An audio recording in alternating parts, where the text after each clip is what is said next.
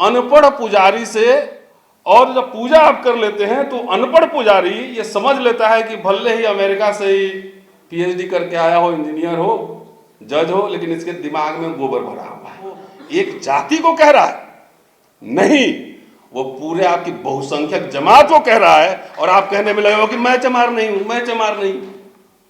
ये है राजनीति। सिर्फ वो शत्रु है, वो शत्रु है जब आपकी सरकार बने, जहां सरकार हो। आपने कहा उनको कि विश्व स्तरीय विश्वविद्यालय चाहिए हमें। आपने कहा कि जितने एससी एसटी ओबीसी माइनॉरिटी के जितने भी काबिल लोग अमेरिका इंग्लैंड में स्कॉलरशिप मिलेगा, सबको दिया जाएगा, नो बैरियर। ये लड़ाई खाली विधायक और सांसद नहीं लड़ सकते हैं, ये लड़ाई इंटेलेक्चुअल लड़ सकते हैं।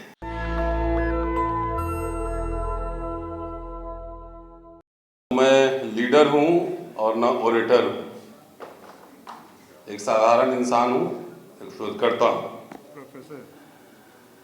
आज 3 महानायिका की जयंती मनाई जा रही है। सावित्रीबाई फुले, फातिमा शेख और वीरांगना अवंतीबाई लोधी। मैं तो ये सोच कर आया था कि इनकी वैचारिकी पे कुछ चर्चा होगी, उनके भाषण पे, उनके पत्रों पे। और किसी की जयंती इसीलिए मनाते हैं कि उनके विचारों पर मंथन हो और चिंतन मनन हो, और उसको कैसे आगे ले जाएं इस पे चर्चा हो। ये मैं एक इतिहास का छात्र होने के नाते ये बात आपको कह रहा हूं। लेकिन अच्छा लगा, उससे भी आगे यहाँ पे क्रांतियां हो रही थी कि हटा देना है, उखाड़ देना है, सत्ता कब्जा कर लेना है, सब कर लेना है। और सत्ता कैसे कब्जा होगा इसका फॉर्मूला भी मुझे मिला, और फॉर्मूला ये था कि एक सांस में सुनते आ रहा हूं 20-25 साल से, ST SC OBC minority plus plus plus आ गया और सत्ता आगे। जैसे चारों कम्युनिटी जो है वो लाया, फेविकोल 2 रुपए का लाया, चिपका दिया, अब बहुजन जमात बन गया। तो इस तरह हम सत्ता पे आ गए, कहने में अच्छा लगता है। लेकिन आप जानते हैं कि राज सत्ता चलाने के लिए और इसके लिए वैचारिकी का स्पष्ट होना बहुत जरूरी है। और वैचारिकी कहां से आते हैं? वैचारिकी आते हैं शोध से, इंस्टीट्यूशन से, अध्ययन से। तो इसलिए ज्योतिबा दंपत्ति ने स्कूल खोले थे पहले।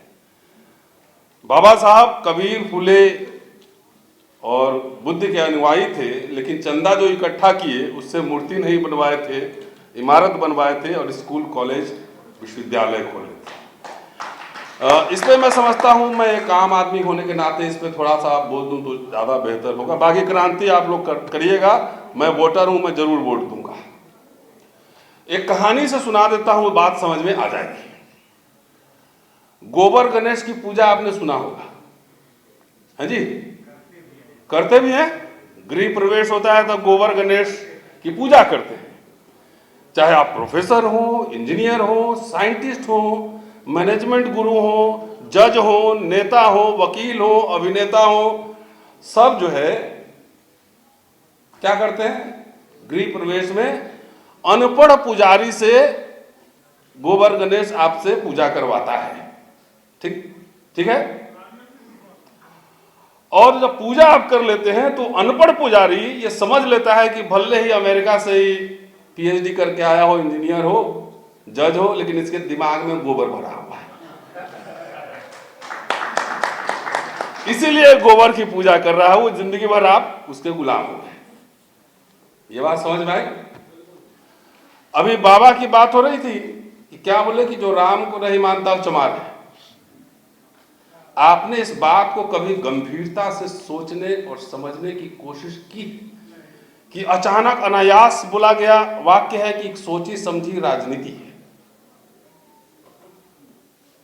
मैं समझता हूं कि चुनाव के दरमियान ये सोची समझी राजनीति है। आप में से कितने लोगों ने इस बात का रेसिस्ट किया? कई इस समुदाय के कई लोग वीडियो बना रहे थे, बोल रहे थे, अगर मेरा बस चलता तो मैं उसे मना करता और कहता कि इसमें आप रिएक्ट नहीं करिए, इस पे आपको रिएक्शन नहीं देना है। रिएक्शन कहां से आना चाहिए था? आप बहुजन जमात, SC ST OBC माइनॉरिटी, तो सबसे पहले बोले दलित में भी कुछ जातियां कहती हो अगर मैं चमार नहीं हूं, तो सीधा सीधा काउंट हो गया कि राम भक्त है। काउंटिंग हो गया। OBC में तो कहा ही होगा कि अरे मैं कहां चमार हूं, चमार तो गाली सूचक शब्द है। तो आपके दिमाग की रीडिंग हो गई, दिमाग की रीडिंग हो गई। आपको विरोध में खड़ा होना चाहिए था और उसमें डीपी लगने चाहिए थे कि मैं भी चमार, तब आपकी ताकत, आपकी संख्या दिखती वहां पर। तो ये बुद्धि का खेल है, ये नंबर का खेल नहीं है। अगर 1 करोड़ डीपी लग जाते, उसमें इस समुदाय के लोगों को रिएक्ट करने की जरूरत नहीं थी और समुदाय को रिएक्ट करने की जरूरत थी, लेकिन आपने किया नहीं। तो समझ गया कि भाई सब बाकी इनको छोड़ दो, एक समुदाय को साइडलाइन करो और बाकी तो अपना है। जैसे यादव खा गए, जाटव खा गए, सुना था ना? तो खा गए होंगे तो पूरा रिजर्वेशन पूरा हो गया होगा, ना? अभी अति पिछड़ा तो इसमें लेयर, तो वो लेयर, ये सब बेकार की बात है। इसमें तो क्रीमी लेयर भी नहीं होना चाहिए था। पहले 1 जनरेशन 3 जनरेशन अंग्रेजी बोलने वाले लोग आए तो सही, क्योंकि इनको अंग्रेजी बोलने सोचने समझने वाले लोगों से डर लगता है। अब चमार इतना चर्चा में क्यों है? क्योंकि चमारों ने इनकी बौद्धिक कुटाई भी की है।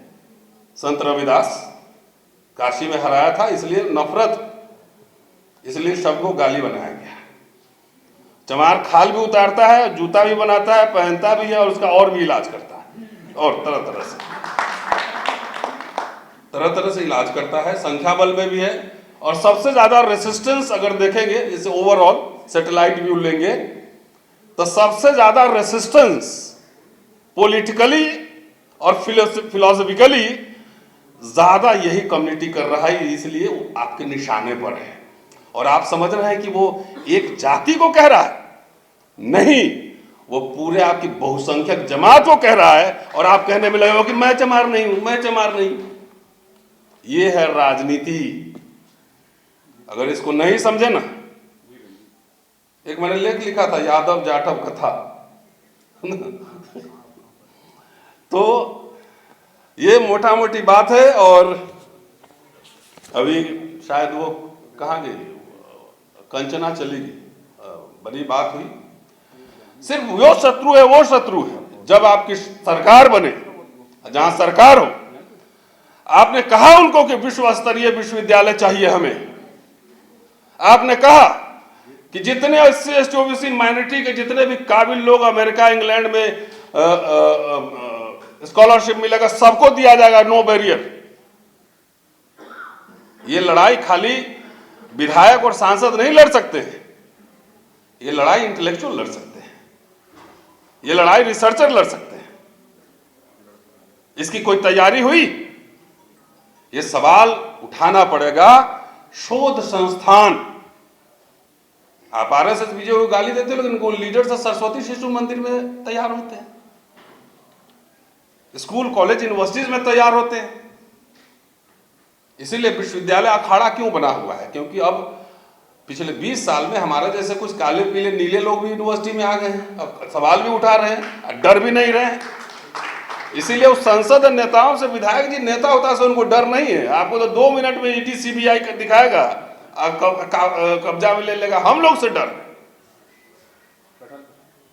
तो कहने के लिए बहुत सारी बातें हैं, समय कम है, लेकिन मैं ये सोच के आया था कि आपने सावित्रीबाई फुले के आपने पत्र पढ़े होंगे।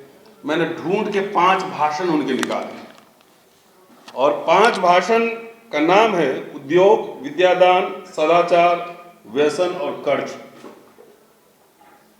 और इस भाषण को ज्यादा नहीं 10-15 पेज का होगा। इसमें एक एक लाइन बहुत ही मारक और दार्शनिक है। और कैसे सावित्रीबाई फुले पर वेस्टर्न रैशनलिज्म, मार्क्सिज्म, नास्तिकतावाद का प्रभाव है, इस पर चर्चा होनी चाहिए एक लाइन पे। नेशनल दस्तक की आपसे गुजारिश है कि अगर इसको बचाना चाहते हैं तो नेशनल दस्तक को सब्सक्राइब करने के लिए रेड कलर के सब्सक्राइब बटन को दबाएं, फिर बेल आइकन की घंटी दबाएं। नेशनल दस्तक को बचाने के लिए बहुत जरूरी है कि हर खबर को शेयर करें, लाइक करें, कमेंट जरूर करें।